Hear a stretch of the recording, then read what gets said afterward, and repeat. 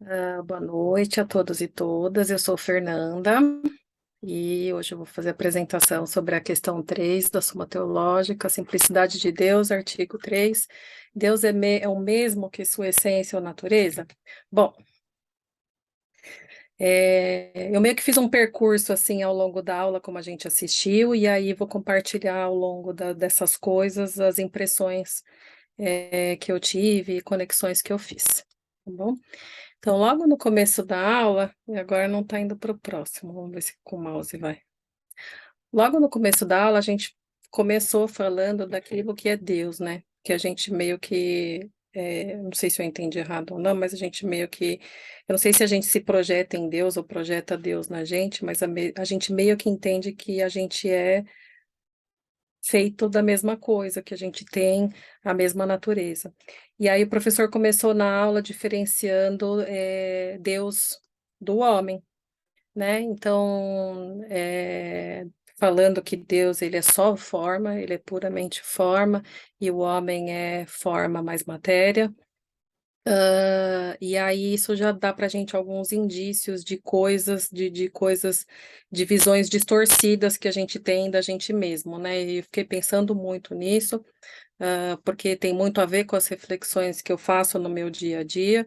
e o que eu tenho feito, porque o professor pediu.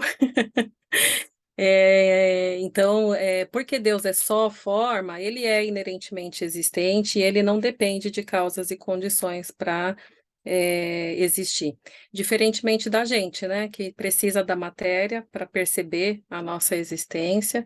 e que muda o tempo todo, em todo momento a gente está diferente, porque em todo momento novas causas e condições se misturam com a nossa existência e causam efeitos e impactos na gente, assim como a gente faz isso com outras pessoas. Daí o professor falou, né, dessa necessidade de sabendo isso de Deus, dessa necessidade de construir uma filosofia fixa, que desse certo para todo mundo, desde sempre, para sempre, por causa dessa nossa necessidade, né, de esticar a nossa existência, de ser eterno, de puxar a eternidade de Deus para a gente. E aí eu fui pesquisar um pouco sobre isso, e essa noção, né, de filosofia perene, que é uma filosofia que fica,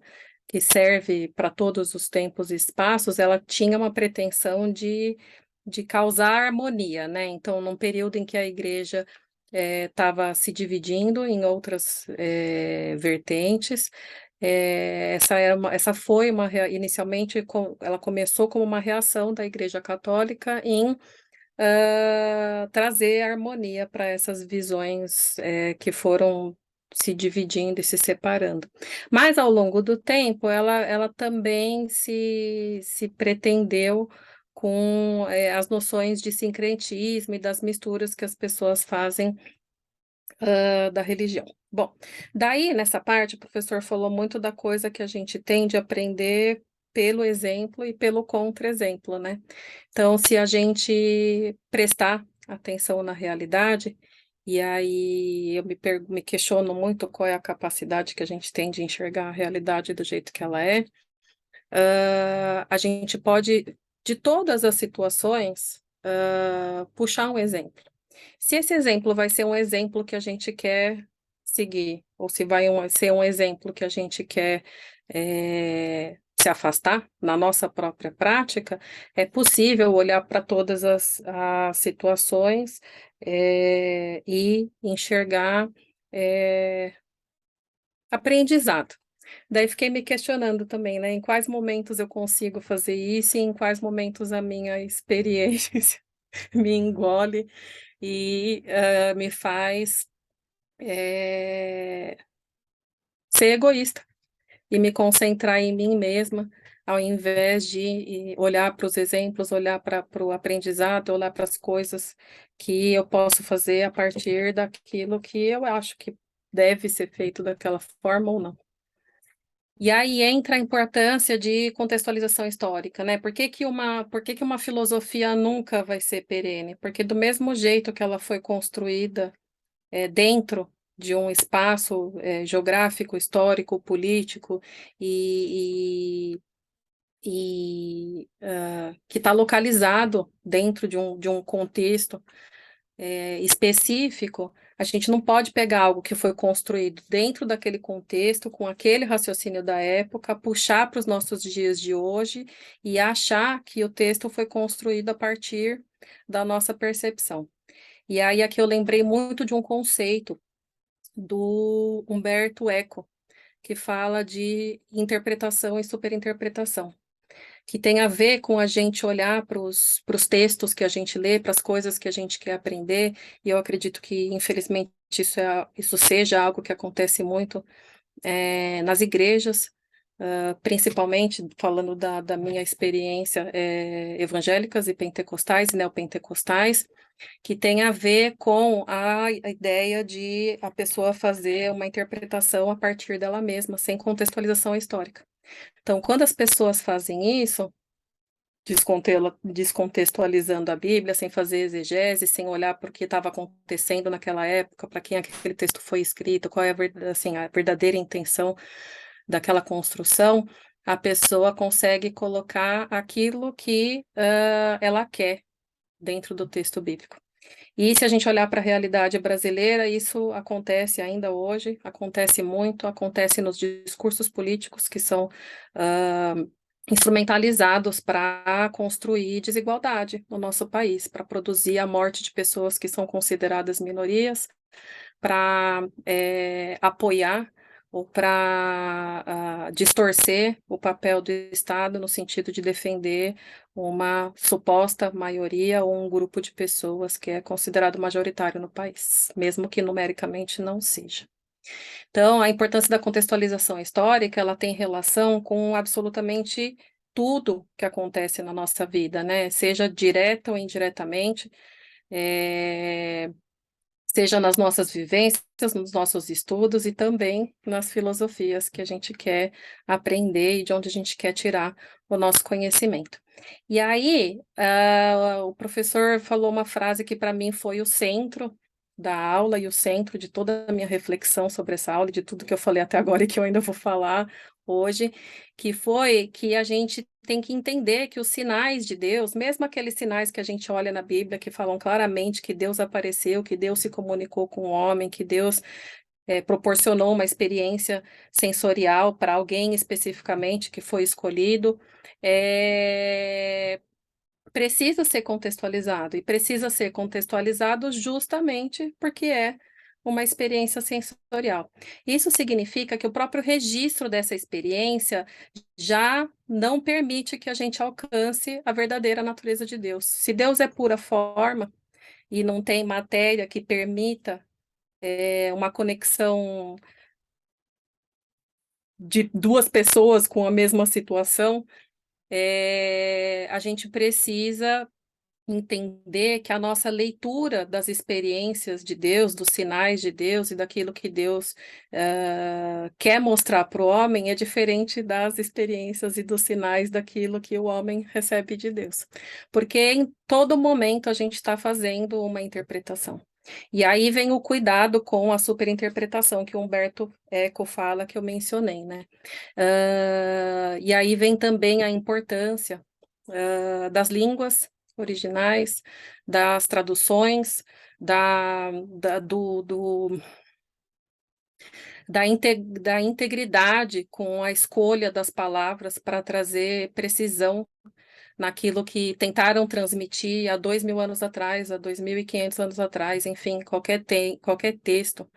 antigo e considerado sagrado, quando ele é traduzido, ele já chega na nossa mão com uma interpretação, ou com uma interpretação que é necessariamente contextualizada dentro daquela época. Então, quando a pessoa fez a primeira tradução há 2.000 anos, sei lá, 1.500 anos atrás, não pesquisei esse ano, por favor, não registrem esse dado. Quando a pessoa fez a primeira tradução de um texto de uma língua originária, ela estava escolhendo palavras a partir do contexto social, político, da época dela, e não da nossa. E quando a gente vai ler isso, muitas vezes a gente faz essa leitura justamente a partir do nosso contexto social, político, e não tem a mínima ideia do que estava acontecendo lá atrás que levou a pessoa a escolher aquelas palavras. Bom, continuando, essa coisa, como eu falei para vocês, essa coisa da experiência de Deus e dos cinco sentidos pegou muito para mim, porque isso também me fez pensar que cada um de nós tem habilidades que são exacerbadas, que são desenvolvidas, não sei qual que é a palavra certa. Cada um de nós temos habilidades que a gente desenvolve mais do que os outros, e os outros têm habilidades que desenvolvem mais que a gente. E eu fiquei imaginando como essa combinação dos sentidos permite que cada pessoa tenha uma experiência única de Deus. E é por isso que eu escolhi essa corzinha, esse coloridinho para colocar aqui dentro do nosso da apresentação, para que a gente entenda que mesmo que eu e mais um de vocês, ou que enfim, que todos nós estejamos no mesmo lugar, dentro do mesmo contexto, as nossas leituras das experiências de Deus podem ser diferentes, podem ser únicas. Puxa, Fernanda, mas daí a gente vai pegar um caleidoscópio de experiências e a gente vai transmitir isso como para o homem. E aí entra a importância da linguagem que a gente vai falar daqui a pouquinho. Bom, essa experiência de Deus, o professor colocou na aula que é uma experiência que a gente vivencia como forma de lidar com a nossa finitude. E aí, o que mais pegou para mim foi entender que essa coisa de que o conhecimento gera vida ajuda a gente a lidar com a nossa finitude, mas não só na forma como a gente vivencia as situações, mas principalmente porque muda o jeito que a gente vive a vida, então não gera vida no sentido de esticar o nosso tempo de vida, apesar de que eu acredito nisso também, né? Porque se a gente está puxando uma experiência dos sentidos e a gente começa a aplicar isso na nossa vida cotidiana, a gente vai, enfim, ter mais saúde, procurar menos coisas que vão fazer mal para a gente e para os outros, enfim, mas a gente, enfim, não tem controle sobre a vida, não dá para saber exatamente sobre o tempo de vida, não quero entrar nesse assunto. Mas do conhecimento que gera ânimo da gente, do conhecimento que gera vida, no sentido de vontade de viver, e que ajuda a gente a ter esperança para lidar com essa experiência diariamente, com o fato de que é aqui que a gente tem que produzir efeitos, transparecer essa, essa experiência e compartilhar dessa experiência pessoal de Deus com os outros. Bom, daí a gente entra numa problemática da linguagem que eu estava falando com vocês, e a frase que pegou para mim foi essa coisa de que de Deus nada pode ser dito, né? É possível que a gente ficasse debatendo Deus por horas, horas, horas e horas, e todo mundo fala tudo, ninguém fala nada, e a gente sai daqui não do mesmo jeito, mas enfim. E aí é importante a gente voltar para o cerne dessa questão, né? Da questão 3, que é entender a natureza de Deus, e entender que a natureza de Deus não é a mesma que a nossa, que Deus é forma, que ele inerentemente existe, e que isso e que ele independe de causas e condições para estar aqui, diferente da gente. E aí é importante a gente pensar muito sobre essa coisa de que existe uma grande diferença na coisa da interpretação, daquilo que é Deus e daquilo que está escrito sobre Deus, não só na linguagem, nas palavras que a gente fala, mas na forma como a gente registra isso. Então, as coisas que a gente fala de Deus são diferentes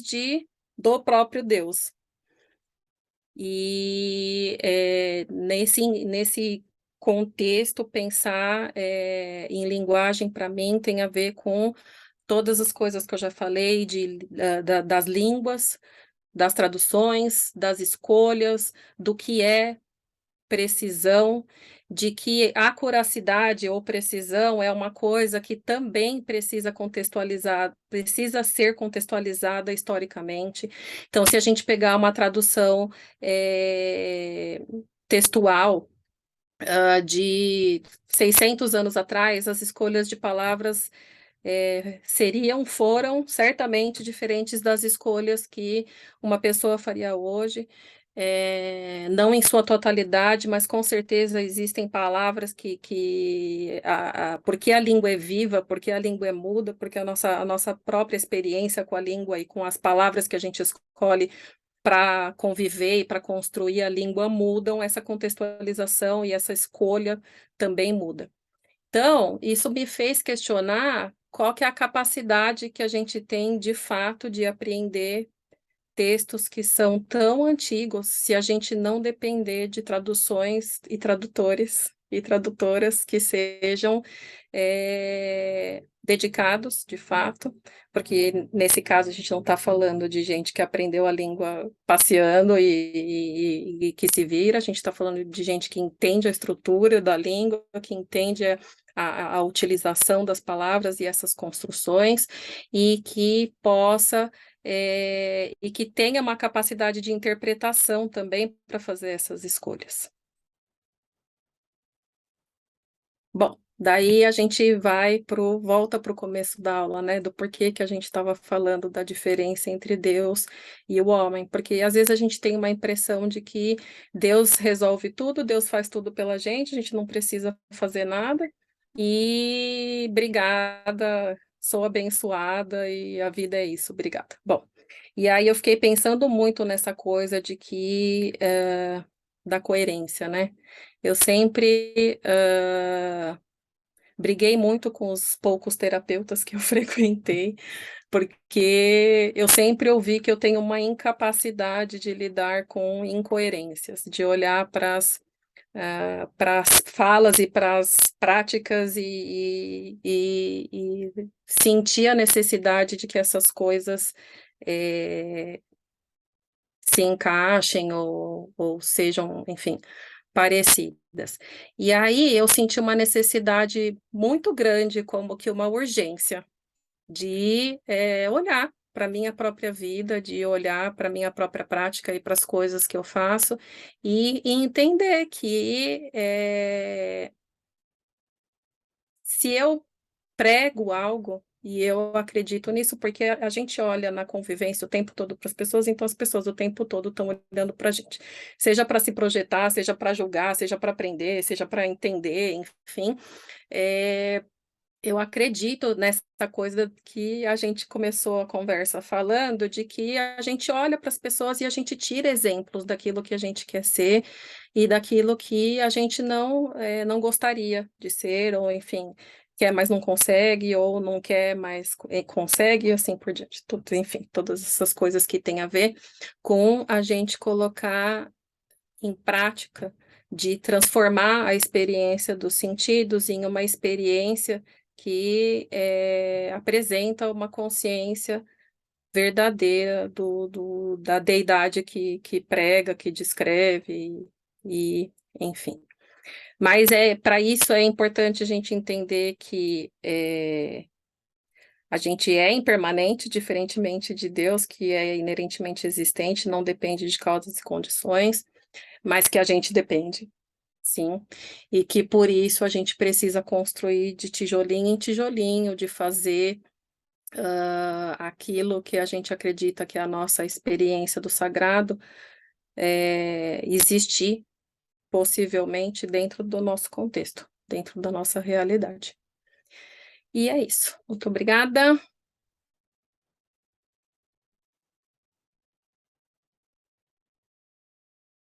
Muito Olha, obrigada, eu gostei Fer. muito, me pareceu bem encaixado com o método fenomenológico, né? Agora está indo a coisa. Né? Você trouxe elementos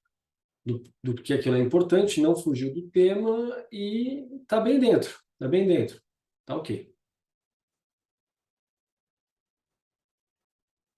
Legal, muito obrigada, Fer, pela sua apresentação. Obrigada, professor Plínio.